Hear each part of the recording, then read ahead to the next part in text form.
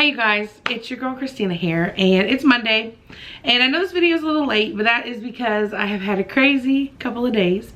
But I said no matter what, I'm gonna get this video done today.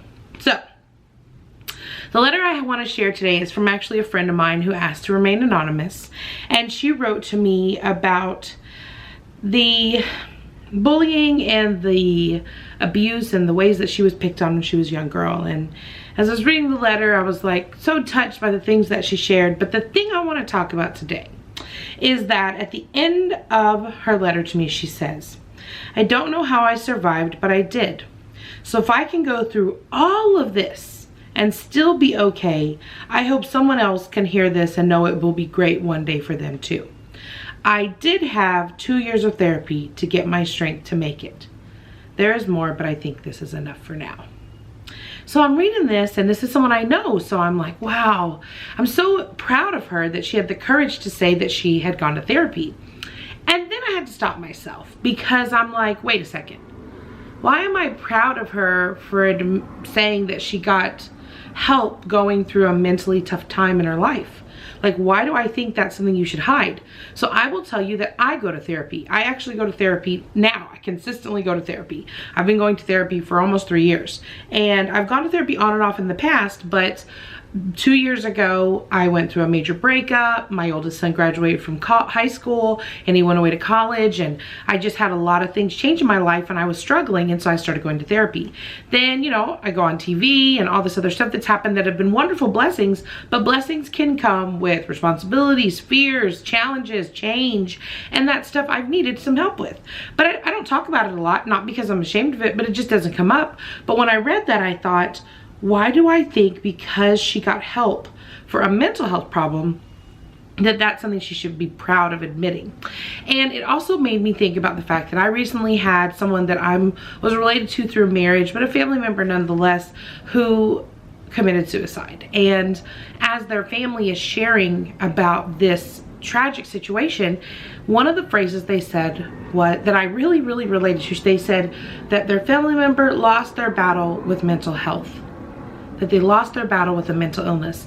So it made me think, if my mom, who went through breast cancer, when she writes about her chemotherapy or her radiation, or when she wrote about having surgery, no one congratulated her for being strong enough to admit that she got help. And those people who have lost loved ones to any medical disease or physical disease, I guess I should say, whenever they say that they got help, but it still couldn't save their lives, no one is like, oh, I can't believe that happened.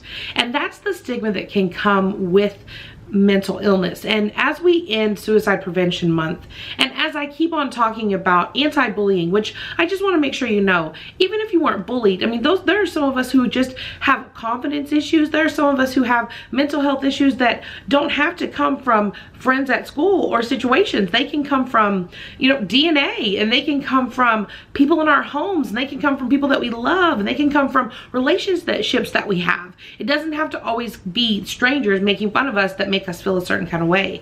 And the reason I want to say all this is because I just want you to know that there's nothing wrong with getting help. There is nothing wrong with getting help. There is nothing wrong with saying, I need some help sorting out what I'm thinking. I need some help sorting out the things that are going on inside of me. And a lot of people have a stigma about therapy because they think you're paying for a friend, or that you should be able to just talk to your friends. And I think that's unrealistic. That's what I think. I think that's an unrealistic expectation. Who's to say that your friends that you love dearly and who love you dearly have the capability to help you verbalize, vocalize, and put into words the things you're going through, right? I don't expect my friends to help me through medical diseases. I'm not like, hey, Carmen, love you, girl. I'm having an issue with this part of my body. Can you figure it out? What, you can't? You're not my friend. No, I don't think that. I don't have that expectation of people. I know that if I need help trying to figure out how to verbalize the fact that even though I can be really positive and I love to laugh and I can have such a great attitude and I can show a lot of confidence, I have a lot of insecurities.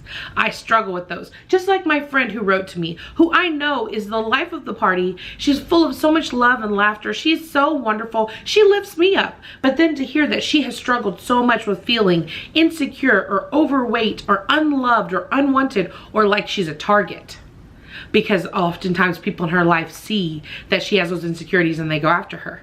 So for her to go and get help, and now I know that she's in a healthy, loving, wonderful relationship, and that she is, I see, living a life that seems really positive and happy, and she confirms that. So I just want to say, number one, if you're struggling, that's okay. I've struggled today.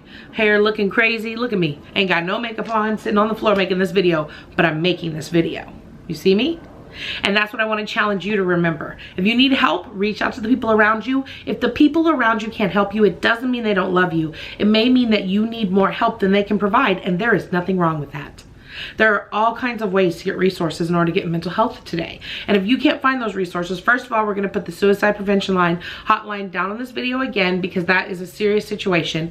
If you're looking for mental health providers, if you're looking for people that can help you talk about your issues, there are support groups. There are churches that have support groups. If you're going to any kind of university or college, there is a mental health person in your school that can help you find resources, and can even sometimes lead you to resources that are free if you're a student.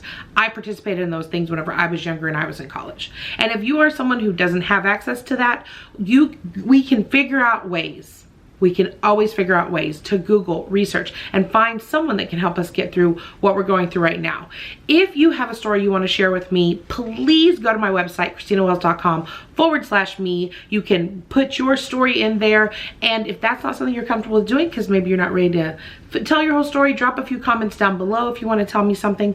Hashtag it happened to me. You know what happened to me this time? It happened to me that I had a lot of bad things happen in my life, but I have figured out a way to get help, and I figured out a way to find happiness. And sometimes that hill and that valley may come, but I find ways, and I know you can too, just like my friend has found, to find our ways back to happiness and find our ways back to the place where we feel safe. And I don't just mean safe from physical danger, I mean safe even from ourselves at times, okay? So I love you all. I hope that you know that I love being a resource for positivity for you. So if I am that for you, thank you for allowing me into your mind and into your heart, because that is something that I appreciate, and I'm grateful for your trust. I hope that your Monday is fantastic, and if it wasn't fantastic, think about 5 things that can make it positive. Think of 5 good things that happened to you today and figure out a way to put a positive spin on what was maybe a bad day.